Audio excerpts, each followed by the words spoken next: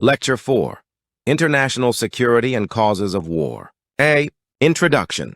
The concept of security and the importance of studying war. In international politics, security is a core concept, directly linked to the survival of states. Traditionally, security has been understood as the ability of a state to protect itself from military threats. However, in the modern era, its scope has significantly expanded, particularly after the end of the Cold War. Both the nature of international order and the patterns of warfare have undergone substantial changes, leading to more diverse theoretical approaches to security and the causes of war. This lecture aims to analyze the evolution of the concept of security, examine major theories, explaining the causes of war, and systematically explore the changing patterns of warfare in the post-Cold War era. Through this analysis, a deeper understanding of the structures of conflict and peace in international politics can be achieved. B. The concept of security, traditional versus non-traditional security. 1. Traditional security. Traditional security is a state-centric concept, primarily concerned with military threats. It is rooted in realist theory, which views the international system as anarchic. The key characteristics of traditional security are as follows. The state is the primary actor. Military power and defense are central instruments. The goal is to prevent external aggression. Balance of power is essential. From this perspective, security is defined as the protection of a state's survival from external threats. Accordingly, policy tools such as arms races, alliance formation, and deterrence strategies are emphasized. However, traditional security has limitations in explaining non-military threats. 2. Non-traditional security. Non-traditional security adopts a human-centric approach, encompassing not only military threats but also a wide range of non-military risks. It is influenced by liberalism and constructivism. The main domains of non-traditional security include economic security, G. Financial crises, inequality. Environmental security, G. Climate change, resource depletion. Health security, G. Pandemics such as COVID-19. Cybersecurity, G. Cyber warfare, data breaches. Food and energy security. This concept includes all factors that threaten not only the survival of the state, but also the dignity and well-being of individuals.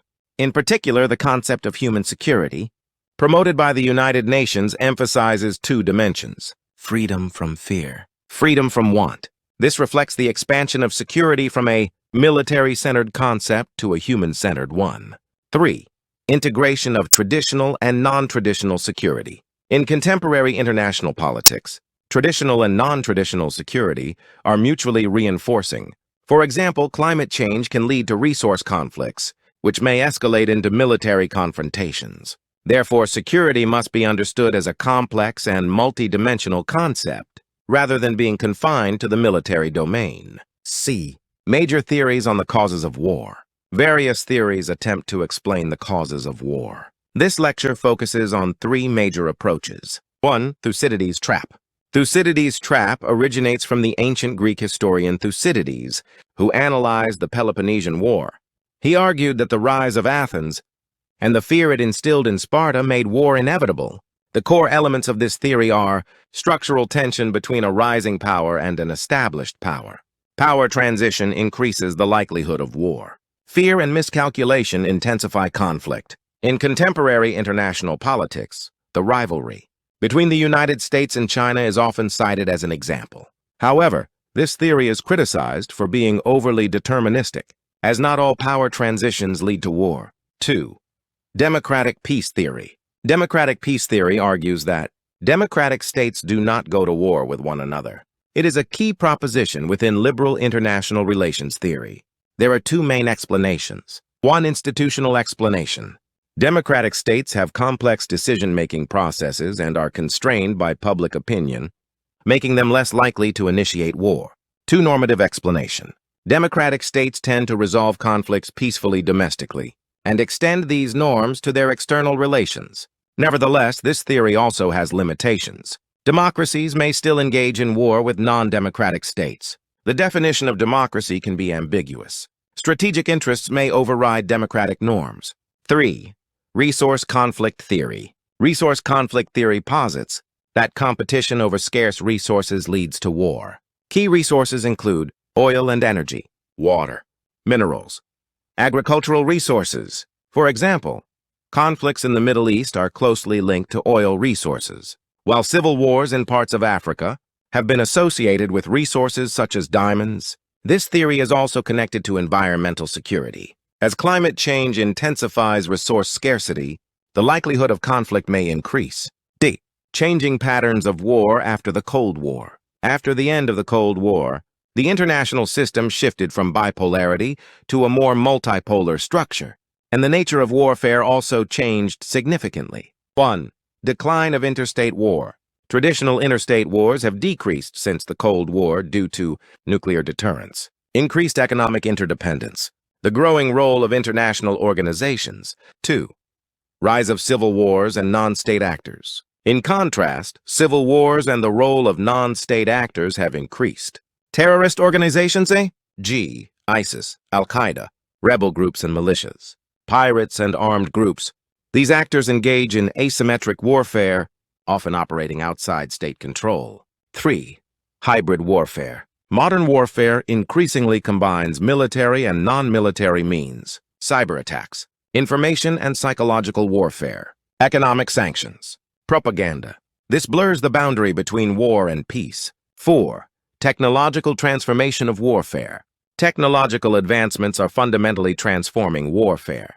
Drone warfare, AI-based weapons, cyber warfare, militarization of space. Artificial intelligence, in particular, enhances the speed and precision of warfare, while raising new ethical concerns. 5. Shift toward human security. Modern conflicts increasingly affect civilians, leading to a stronger emphasis on human security. Refugee crises, humanitarian emergencies, protection of human rights. War is thus no longer merely a conflict between states, but a direct threat to human life and dignity. F. Conclusion. The future of international security and the persistence of war. International security has evolved beyond a purely military concept to encompass economic, environmental, technological, and human dimensions. The causes of war cannot be explained by a single factor, rather. They result from the interaction of power structures, political systems, and resource competition. War has not disappeared in the post-Cold War era. Instead, its form has changed. While interstate wars have declined, asymmetric warfare, cyber warfare, and hybrid warfare have increased. Therefore, the key challenge in contemporary international politics is not merely strengthening military capabilities, but developing comprehensive security strategies that address complex and multidimensional threats. This requires cooperation among states, international organizations, civil society, and technological actors. Ultimately, security is not only about survival, but also about how to realize human dignity and sustainable peace.